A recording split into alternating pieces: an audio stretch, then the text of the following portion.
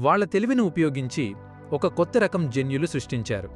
అప్పట్లో అధికంగా ఉన్న వానరల్లో దీన్ని ప్రయోగించారు. అలా పుట్టినవాడే మొదటి మనిషి హోమోసేపియన్స్. విరామం లేకుండా పనిచేయడం వీళ్ల శక్తి. ఇంకా బలమైన ఏనుగులను, గుర్రాలను, వీరికి సహాయం కోసం వాటి జన్యువులు కూడా మార్పు చేశారు. అనునాకీలు నీలిరంగు రక్తం కలిగినవారు. ఏ శరీరంలోకి అయినా మారిపోగలరు. ఒక శరీరం చెడిపోతే ఇంకొక శరీరంలోకి ప్రవేశించగలరు. బట్టలు మార్చినంత ఈజీగా వాళ్లు శరీరాన్ని మార్చగలరు.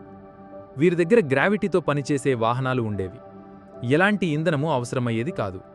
ఎవరైనా తప్పు చేస్తే దాన్ని సరిచేయడానికి కొత్త కొత్త రూపాలను ధరించేవారు. కానీ కాలక్రమేణా హోమోసేపియన్స్లు తన తెలివిని చూపించసాగారు.